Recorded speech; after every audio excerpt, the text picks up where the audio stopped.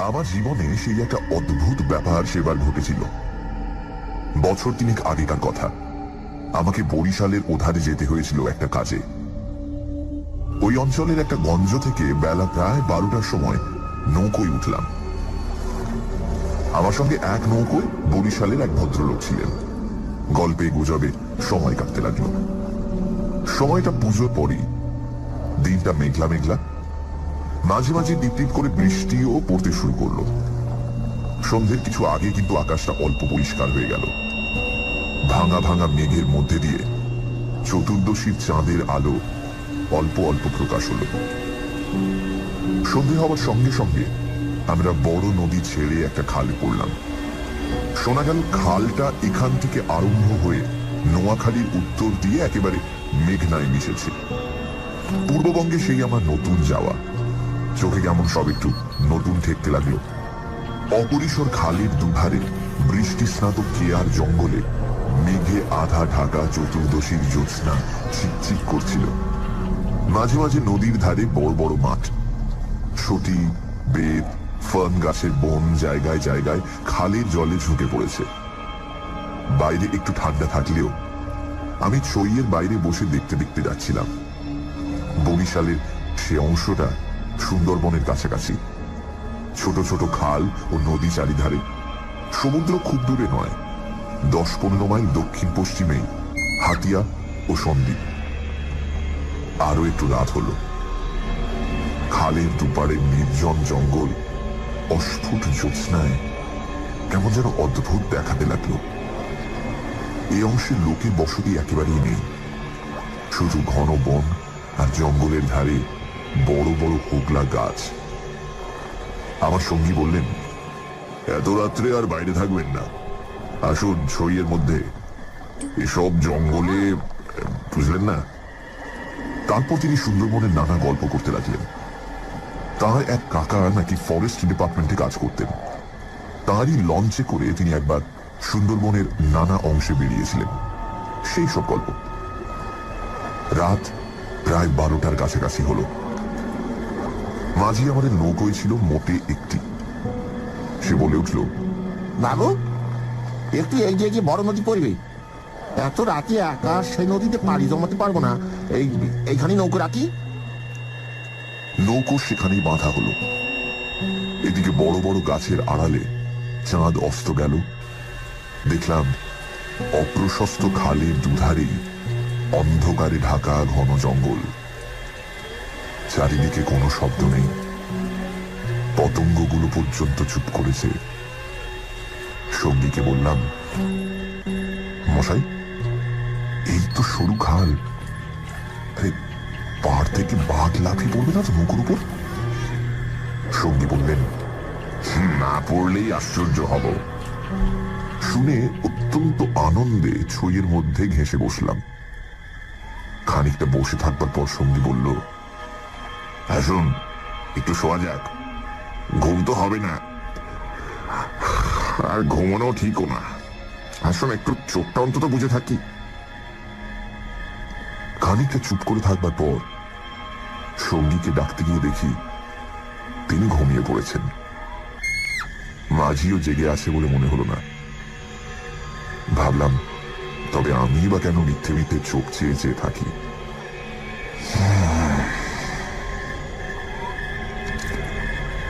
তারপর যা ঘটল সেটি আমার জীবনের এক অদ্ভুত অভিজ্ঞতা। শুতে যাচ্ছি, হঠাৎ আমার কানে গেল অন্ধকার ঘন ঝোপের ওপাশে অনেক দূরে গভীর জঙ্গলের মধ্যে কে যেন কোথায় গ্রামোফোন বাজাচ্ছে। তাড়াতাড়ি উঠে বসলাম। গ্রামোফোন? এই বনে এত রাতে গ্রামোফোন বাজাবে কে? কান পেতে শুনলাম, গ্রামোফোন না, অন্ধকার হিজল হিমতাল গাছগুলো যেখানে খুব ঘন হয়ে আছে সেখান থেকে কারা যেন উচ্চ কণ্ঠে আর্ত করুণ সুরে কি যেন বলছে। খানিকটা শুনে মনে হলো সেটা একাধিক লোকের সমবেত কণ্ঠস্বর। প্রতিবেশীর তেতলার ছাদে গ্রামোফোন বাজলে যেমন খানিকটা স্পষ্ট খানিকটা অস্পষ্ট অথচ বেশ একটা একটানা সুরের ঢেউ এসে কানে পৌঁছয়, এও অনেকটা সেইভাবে। মনে হলো যেন কতগুলো অস্পষ্ট বাংলা ভাষার শব্দ কানে গেল, কিন্তু ধরতে পারা গেল না কথাগুলো কি। শব্দটা মাত্র মিনিট খানিক স্থায়ী হলো, তারপরই অন্ধকার বনভূমি যেমন নিস্তব্ধ ছিল আবার তেমনি নিস্তব্ধ হয়ে গেল। তাড়াতাড়ি ছইয়ের বাইরে এলাম। চারিপাশের অন্ধকার ঝিঙের বিচির মতন কালো, বনভূমি নীরব, শুধু নৌকোর তলায় ভাটার জল কলকল করে বাঁধছে, আর শেষ রাতের বাতাসে জলের ধারে কেয়া ঝোপে এক ধরনের অস্পষ্ট শব্দ হচ্ছে। পাড় থেকে দূরে খেজল গাছের কালো গুঁড়িগুলোর অন্ধকারে এক অদ্ভুত চেহারা হয়েছে। ভাবলাম সঙ্গীতে ডেকে তুলি, আবার ভাবলাম বেচারিটা ঘুমোচ্ছে, ডেকে কি হবে, তার চেয়ে বরং নিজে জেগে বসে থাকি। দাঁড়িয়ে দাঁড়িয়ে একটা সিগারেট ধরালাম, তারপর আবার চইয়ের মধ্যে ঢুকতে যাব এমন সময় সেই অন্ধকারে ঢাকা বিশাল বনভূমির কোন অংশ থেকে সুস্পষ্ট উচ্চ আর্ত করুণ কণ্ঠের মতো তীক্ষ্ণ স্বর তীরের মতন জমাট অন্ধকারের বুক চিরে আকাশে উঠল। তোমরা কারা যাচ্ছ? আমরা শ্বাস বন্ধ হয়ে পড়লাম, আমাদের নৌকোর মাঝিটা ধর্মর করে জেগে উঠল। আমি সঙ্গীকে ডাকলাম, মশাই মশাই উঠুন উঠুন, আরে উঠুন। মাঝি আমার কাছে ঘেঁষে এলো, ভয় তার গলার স্বর কাঁপছিল। বললে, আল্লাহ আল্লাহ, শুনতে পেয়েছেন বাবু? শুনতে পেয়েছেন আপনি? সঙ্গী উঠে জিজ্ঞাসা করলো, কি মশাই, ডাকলেন কেন? কোন জানোয়ার টানোয়ার নাকি? আমি ব্যাপারটা বললাম। তিনিও তাড়াতাড়ি ছইয়ে বাইরে এলেন। তিনজনে মিলে কান খাড়া করে রইল। চারিদিক আবার চুপ। ভাটার জল নৌকোর তলায় বেঁধে আগের চেয়েও জোরে শব্দ হচ্ছিল। সঙ্গী মাঝিকে জিজ্ঞেস করলেন, এটা কি তবে? মাঝি বললে, হ্যাঁ বাবু, মাই কীর্তি পাশার গড়। সঙ্গী বললে, তবে তুই এত রাতে এখানে নৌকো রাখলি কেন? বেকুব কোথাকার। মাঝি বললে, 380 বলি রেখেছিল বাবু, ওই ভাটার টানে নৌকো পিছিয়ে দেওয়া তো জোর ছিল না। কথাবার্তার ধরন শুনে সঙ্গীকে বললাম, কি মশাই, কি ব্যাপার, আপনি কিছু জানেন নাকি? ভয় যত না হোক, বিস্ময়ে আমরা কেমন হয়ে গিয়েছিলাম। সঙ্গী বললেন, ওরে তোর সে কেরোসিনের ডিবেটা জাল, আরে আলো জেলে বসে থাকা যাক, রাত তো এখনো ঢের। মাঝিকে বললাম, তুই শব্দটা শুনতে পেয়েছিলি? সে বলল, হ্যাঁ বাবু, এই আওয়াজ কানে গিয়েই তো আমার ঘুম ভেঙে গেল। আমি আরো দুবার নৌকো বেয়ে যেতে যেতে ওটা শুনেছি। সঙ্গী বললেন, এটা এই অঞ্চলের একটা অদ্ভুত ঘটনা। তবে এই জায়গাটা সুন্দরবনের সীমানায় বলে আর এই অঞ্চলে কোনো লোকালয় নেই বলে শুধু নৌকোর মাঝিদের কাছে এটা সুপরিচিত। এর পেছনে একটা ইতিহাস আছে, সেটা অবশ্য নৌকোর মাঝিদের পরিচিত নয়। সেইটা আপনাকে বলি, শুনুন। তারপর কেরোসিনের ডিবার আলোয় অন্ধকার বনের বুকের মধ্যে বসে সঙ্গীর মুখে কীর্তি পাশার গড়ের ইতিহাসটা শুনতে লাগলাম।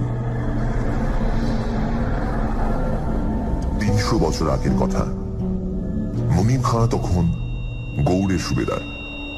এই অঞ্চলে তখন 12 ভূঁইয়ার 2 প্রতাপশালী ভূঁইয়া, রাজা রামচন্দ্র রায় ও ঈসা খাঁ মাস্টাদে আলীর খুব প্রতাপ। মেঘনার মোহনার বাহির সমুদ্র, যাকে এখন সন্দীপ চ্যানেল বলে, সেখানে তখন মগ আর পর্তুগিজ জলদস্যুরা শিকারের খোঁজে ওত পেতে বসে থাকত। সে সময় এখানে এরকম জঙ্গল ছিল না। এই সমস্ত জায়গা কীর্তি রায়ের অধিকারে ছিল। এইখানে তার সুদৃঢ় দুর্গ ছিল। মগ জলদস্যুদের সঙ্গে তিনি অনেকবার লড়েছিলেন। তার অধীনে সৈন্য সামন্ত, কামান, যুদ্ধে কোষা সবই ছিল। সন্দীপ তখন ছিল পর্তুগিজ জলদস্যুদের প্রধান আড্ডা। এদের আক্রমণ থেকে আত্মরক্ষা করবার জন্য এই অঞ্চলের সকল জমিদারকেই সৈন্যদল দৃঢ় করে গড়তে হতো। এই বনের পশ্চিম ধার দিয়ে তখন আরেকটা খাল বড় নদীতে পড়ত।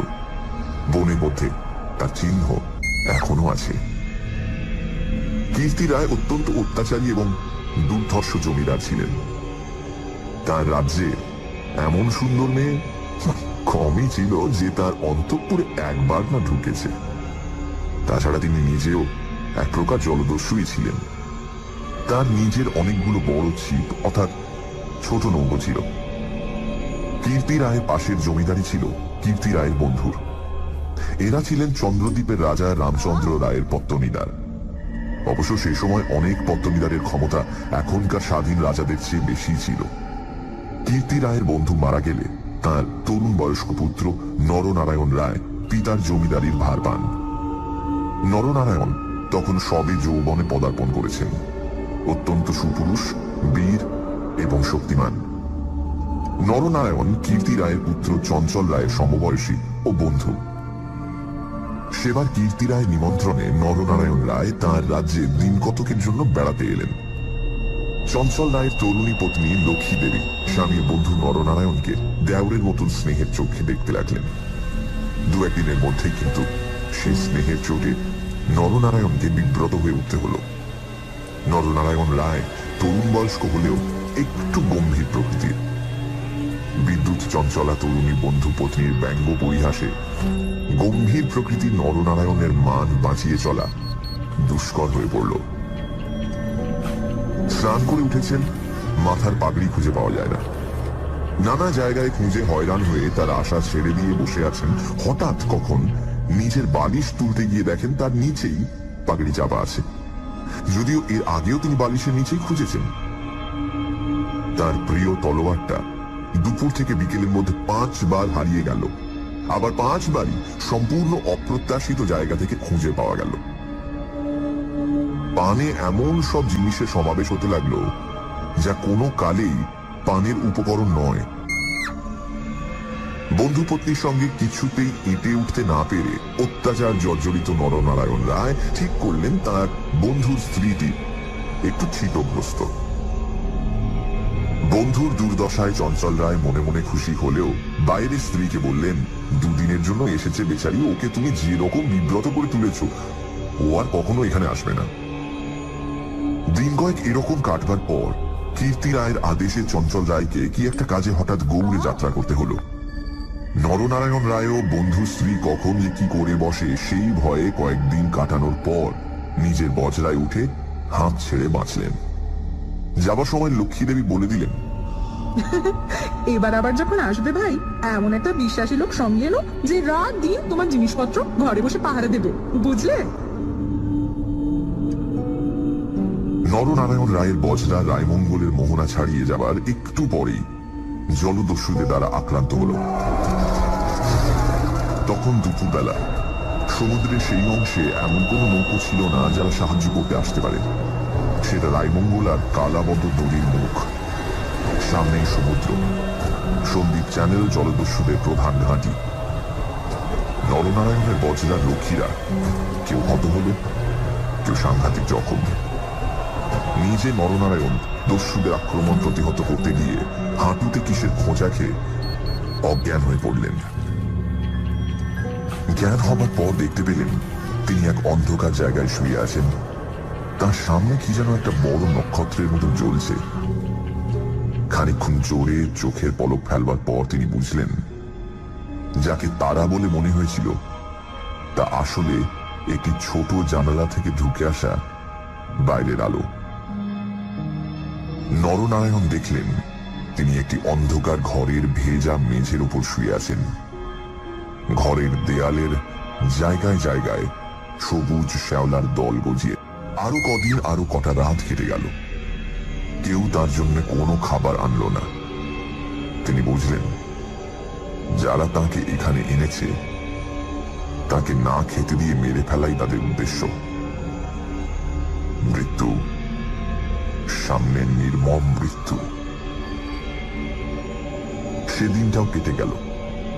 আঘাতজনিত ব্যথায় এবং ক্ষুধা তৃষ্ণায় অবসন্ন নরনারায়ণের চোখের সামনে থেকে জানালার শেষ আলোটাও মিলিয়ে গেল।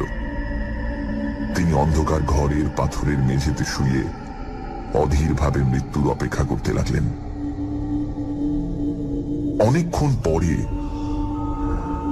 কতক্ষণ পরে তা তিনি বুঝতে পারলেন না, হঠাৎ আলো চোখে লেগে তার তন্দ্রা ঘোর কেটে গেল। বিস্মিত নরনারায়ণ চোখ মেলে দেখলেন তার সামনে প্রদীপ হাতে দাঁড়িয়ে তার বন্ধুর স্ত্রী লক্ষ্মী দেবী। কথা বলতে গিয়ে লক্ষ্মী দেবীর ইঙ্গিতে নরনারায়ণ থেমে গেলেন। লক্ষ্মী দেবী হাতের প্রদীপটি আঁচল দিয়ে ঢেকে নরনারায়ণকে তা অনুসরণ করতে ইঙ্গিত করলেন। একবার নরনারায়ণের সন্দেহ হলো এসব স্বপ্ন হয়তো, কিন্তু ওই যে দীপশিখার উজ্জ্বল আলোয় ভিজে দেয়ালে সবুজ শ্যাওলার দল স্পষ্ট দেখা যাচ্ছে। নরনারায়ণ শক্তিমান যুবক, ক্ষুধায় দুর্বল হয়ে পড়লেও নিশ্চিত মৃত্যুর গ্রাস থেকে বাঁচবার উৎসাহে তিনি দ্রুত পায়ে বন্ধু পত্নীর পেছন পেছন চললেন। একটা বাঁকা পাথরের সিঁড়ি দিয়ে উপরে উঠে একটি দীর্ঘ সুড়ঙ্গ পার হবার পর তিনি দেখলেন যে তারা কীর্তি রায়ের প্রাসাদের সামনের খাল ধারে এসে পৌঁছেছেন। লক্ষ্মী দেবী একটা ছোট বেতে বোনা থলি বার করে তার হাতে দিয়ে বললেন, এতে খাবার আছে, এখানে খেও না। তুমি সাঁতার জানো, খাল পার হয়ে ওপারে গিয়ে কিছু খেয়ে নাও, তারপর যত শিগগির পারো পালিয়ে যাও। ব্যাপারটা কি নরনারায়ণ রায় একটু একটু করে বুঝলেন। তার বিস্তৃত জমিদারি কীর্তি রায়ের জমিদারির পাশেই, এবং তার অবর্তমানে কীর্তি রায় ভবিষ্যৎ জমিদার। অত বড় বিস্তৃত ভূসম্পত্তি সৈন্য সামন্ত কীর্তি রায়ের হাতে এলে তিনি কি আর কিছু গ্রাহ্য করবেন? প্রদীপের আলোয় নরনারায়ণ দেখলেন তার বন্ধু পত্নীর মুখে সে চতুল হাসি রেখা চিহ্ন নেই। তার মুখখানি সহানুভূতিতে ভরা মাতৃমুখের মতন স্নেহ কোমল হয়ে এসেছে। তাদের চারপাশে গাঢ় অন্ধকার, মাথার উপর আকাশের বুক চিরে দিগন্ত বিস্তৃত উজ্জ্বল ছায়াপথ। কাছেই খালের জল জোর ভাটার টানে তীরের হোগলা গাছ দুলিয়ে কলকল শব্দে বড় নদীর দিকে ছুটেছে। নরনারায়ণ আবেগপূর্ণ সুরে জিজ্ঞাসা করলেন, বউ ঠাকুর, চঞ্চলও কি এর মধ্যে আছে? লক্ষ্মী দেবী বললেন, না ভাই, তিনি কিছু জানেন না। এই সব শ্বশুর ঠাকুরের কীর্তি, এই জন্যই তাকে অন্য জায়গায় পাঠিয়েছেন। এখন আমার মনে হচ্ছে বউটাও সব মিথ্যে। নরনারায়ণ দেখলেন লজ্জায় দুঃখে তার বন্ধু পত্নীর মুখ বিবর্ণ হয়ে উঠেছে। লক্ষ্মী দেবী আবার বললেন, আমি আজ জানতে পারি কীর্তিগড়ের পাইক সর্দার আমার মা বলে, তাকে দিয়ে দুপুরাতে পাহারা সব সরিয়ে রেখে দিয়েছিলাম। তাই নরনারায়ণ বললেন, বউ ঠাকুর, আমার এক বোন ছেলেবেলায় মারা গিয়েছিল, তুমি আমার সেই বোন, আজ আবার ফিরে এলে। লক্ষ্মী দেবীর পদ্মের মতো মুখখানি চোখের জলে ভেসে গেল। একটু ইতস্তত করে বললেন, ভাই, বলতে সাহস পাই না, তবু একটা কথা বলছি, বোন বলে যদি রাখো। নরনারায়ণ জিজ্ঞাসা করলেন, কি কথা বউ ঠাকুর? লক্ষ্মী দেবী বললেন, তুমি আমার কাছে বলে যাও ভাই যে শ্বশুর ঠাকুরের কোনো অনিষ্ট চিন্তা তুমি করবে না। নরনারায়ণ রায় একটুখানি কি যেন ভাবলেন, তারপর বললেন, তুমি আমার প্রাণ দিলে বউ ঠাকুর, তোমার কাছে বলে যাচ্ছি, তুমি বেঁচে থাকতে আমি তোমার শ্বশুরের কোনো অনিষ্ট চিন্তা করব না। বিদায় নিতে গিয়ে নরনারায়ণ একবার জিজ্ঞাসা করলেন, বউ ঠাকুর, তুমি ফিরে যেতে পারবে তো? লক্ষ্মী দেবী বললেন, আমি ঠিক যাব, তুমি কিন্তু যত দূর পারো সাঁতরে গিয়ে তারপর ডাঙে উঠে চলে যাও। নরনারায়ণ রায় সেই ঘন কৃষ্ণ অন্ধকারের মধ্যে নিঃশব্দে খালের জলে পড়ে মিলিয়ে গেলেন। লক্ষ্মী দেবীর প্রদীপটা অনেকক্ষণ বাতাসে নিভে গিয়েছিল। তিনি অন্ধকারের মধ্যে দিয়ে শ্বশুরের গড়ের দিকে ফিরলেন। একটু দূরে গিয়েই তিনি দেখতে পেলেন পাশের ছোট খালটায় দুখানা ছিপ মশালের আলোয় সজ্জিত হচ্ছে। ভয়ে তার বুকের রক্ত জমে গেল। সর্বনাশ, এরা কি তবে জানতে পেরেছে দ্রুত পায়ে অগ্রসর হয়ে গুপ্ত সুড়ঙ্গের মুখে এসে তিনি দেখলেন সুড়ঙ্গের পথ খোলাই আছে। তিনি তাড়াতাড়ি সুড়ঙ্গের মধ্যে ঢুকে পড়লেন। কীর্তি রায় বুঝতেন নিজের হাতের আঙুলও যদি বিষাক্ত হয়ে ওঠে তো তাকে কেটে ফেলাই সমস্ত শরীরের পক্ষে মঙ্গল। পরদিন আবার দিনের আলো ফুটে উঠল, কিন্তু লক্ষ্মী দেবীকে আর কোনদিন কেউ দেখেনি। রাতের হিংস্র অন্ধকার তাকে গ্রাস করে ফেলেছিল। নরনারায়ণ রায় নিজের রাজধানীতে বসে সব শুনলেন। গুপ্ত সুড়ঙ্গের দুধারের মুখ বন্ধ করে কীর্তি রায় তাঁর পুত্রবধূর শ্বাসরোধ করে তাকে হত্যা করেছেন। শুনে তিনি চুপ করে রইলেন। এর কিছুদিন পরে তাঁর কানে গেল বাসুন তার লক্ষণ রায়ের মেয়ের সঙ্গে খুব তাড়াতাড়ি চঞ্চলের বিয়ে। সেদিন রাতে চাঁদ ওঠার পর নিজের প্রাসাদের ছাদে বেড়াতে বেড়াতে চারিদিকের শুভ্র সুন্দর আলোর সাগরের দিকে দৃষ্টিপাত করে দৃঢ় চিত্ত নরনারায়ণ রায়েরও চোখের পাতা যেন ভিজে উঠল। তার মনে হলো তার অভাগিনী বউ ঠাকুরানীর চোখের দুষ্টু হাসিটি তারায় তারায় নবমল্লিকার মতো ফুটে উঠেছে। নরনারায়ণ রায়ের পূর্বপুরুষেরা ছিলেন দুর্ধর্ষ দস্যু। হঠাৎ পূর্বপুরুষের সেই বর্বর রক্ত নরনারায়ণের ধমনীতে নেচে উঠল।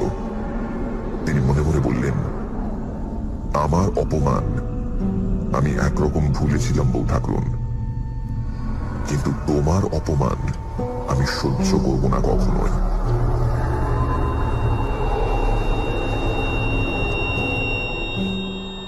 কিছুদিন কেটে গেল। তারপর একদিন এক শীতের ভোর রাতের কুয়াশা কেটে যাওয়ার সঙ্গে সঙ্গে দেখা গেল কীর্তি রায়ের গড়ের খালের মুখ ছিপে সুরূপে জাহাজে ভরে গিয়েছে। তোপের আওয়াজে কীর্তি রায়ের প্রাসাদ দুর্গের ভিত ঘন ঘন কেঁপে উঠতে লাগল। কীর্তি রায় শুনলেন আক্রমণকারী নরনারায়ণ রায় সঙ্গে দুরন্ত পর্তুগিজ জলদস্যু সেবাস্টিও গঞ্জালেস। উভয়ের সম্মিলিত বহরের 40খানা কোষা খালের মুখে চড়াও হয়েছে। পুরো বহরের বাকি অংশ বাইরের নদীতে দাঁড়িয়ে। এই আক্রমণের জন্য কীর্তি রায় আগে থেকে প্রস্তুত ছিলেন। কেবল প্রস্তুত ছিলেন না, নরনারায়ণের সঙ্গে গঞ্জালেসের যোগদানের জন্য। এই কীর্তি রায়ের কাছে সম্পূর্ণ অপ্রত্যাশিত ঘটনা। তাহলেও কীর্তি রায়ের গড় থেকেও তোপ চলল। গঞ্জালেস সুদক্ষ নৌবীর। তার পরিচালনে 10খানা সুরূপ চড়া ঘুরে গড়ের পাশের ছোট খালে ঢুকতে গিয়ে কীর্তি রায়ের নৌবাহিনীর এক অংশ দ্বারা বাধা প্রাপ্ত হল।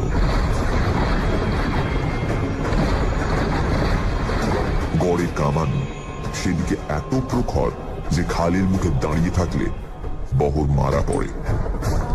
গঞ্জালেস 2খানা কামানবাহী সুরূপ ছোট খালের মুখে রেখে বাকিগুলো সেখান থেকে ঘুরিয়ে এনে চড়ার পিছনে দাঁড় করালো। গঞ্জালেসের অধীনস্থ অন্যতম জলদস্যু মাইকেল রোজারিও ডি ভেগা এই ছোট বহর খালের মধ্যে ঢুকিয়ে গড়ের পশ্চিম দিক আক্রমণ করবার জন্য তৈরি হল। অতর্কিত আক্রমণে কীর্তি রায়ের নৌবাহিনী শত্রু বহর দ্বারা ছিপিয়াঁটা বোতলের মতন খালের মধ্যেই আটকে গেল। বাইরের বড় নদীতে গিয়ে যুদ্ধ দেবার মতন ক্ষমতা তাদের আদৌ রইল না। তবুও তাদের বিক্রমে রোজারিও অনেকক্ষণ পর্যন্ত কিছু করে উঠতে পারলেন না। কীর্তি রায়ের নৌবহর দুর্বল ছিল না।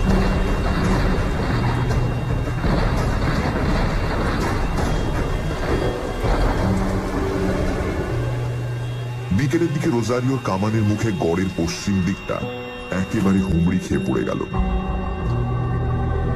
নরনারায়ণ রায় দেখলেন প্রায় 30খানা কোষা জখম অবস্থায় খালের মুখে পড়ে। কীর্তি রায়ের গড়ের কামানগুলো সব চুপ। নদীর দুপার ঘিরে সন্ধে নেমে আসছে।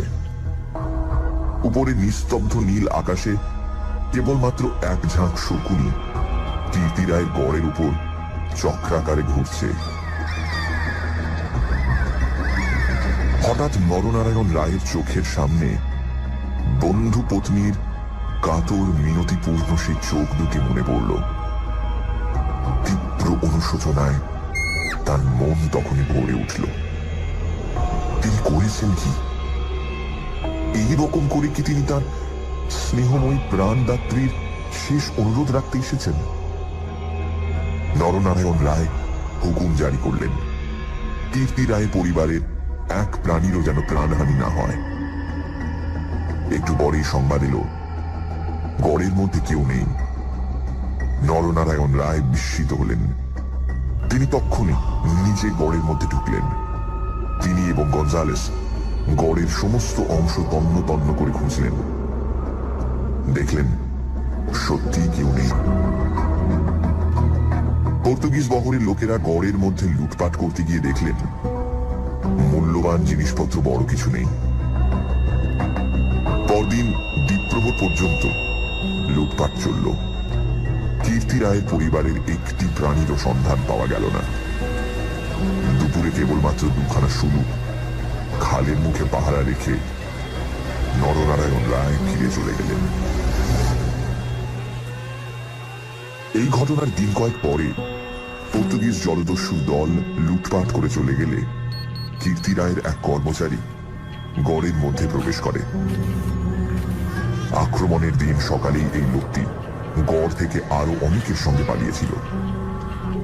ঘুরতে ঘুরতে একটা বড় থামের আড়ালে সে দেখতে পেল একজন আহত মুমূর্ষু লোক তাকে ডেকে কি যেন একটা বলবার চেষ্টা করছে।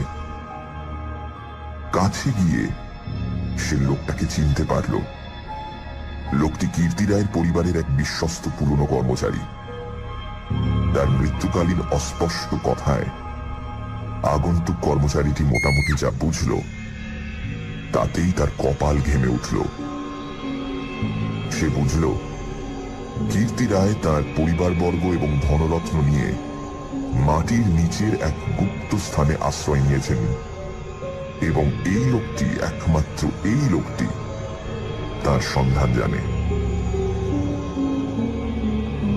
তখনকার আমলে কেউ এই গুপ্ত পথগুলি না খুলে দিলে সেখান থেকে বেরুবার উপায় কিন্তু ছিল না। কোথায় সে মাটির নিচে ঘর তা স্পষ্ট করে বলবার আগেই আহত লোকটি মারা গেল। বহু অনুসন্ধানেও গড়ের কোন অংশে সে গুপ্ত গৃহ ছিল সেটা কেউই সন্ধান দিতে পারল না। ওই ছোট খালটা প্রকৃতপক্ষে সন্দীপ চ্যানেলেরই একটা খাড়ি। খাড়ির ধার থেকে একটুখানি গেলে গভীর অরণ্যের ভেতর কীর্তি রায়ের গড়ের বিশাল ধ্বংসস্তূপ এখনো বর্তমান আছে, দেখা যাবে। বহুদিন থেকে এখানে একটা অদ্ভুত ব্যাপার ঘটে থাকে। দুপুর রাতে গভীর বনভূমি যখন নীরব হয়ে যায়, হিমতাল হিজল গাছের কালো গুড়িগুলো অন্ধকারে যখন বনের মধ্যে প্রেতের মতো দাঁড়িয়ে থাকে, সন্দীপ চ্যানেলের জোয়ারের ঢেউয়ে লোনা জল খাড়ির মুখে জোনাকির মতন জ্বলতে থাকে, তখন খাল দিয়ে নৌকো বেয়ে যেতে যেতে মোম মধু সংগ্রাহকেরা কতবার সে শুনেছে অন্ধকার বনের এক গভীর অংশ থেকে কারা যেন আত্মস্বরে চিৎকার করছে,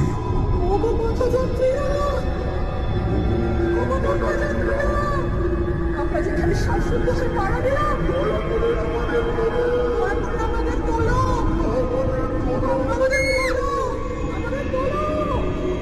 ভয়ে বেশি রাতে এ পথে কেউ নৌকা বাইতে চায় না।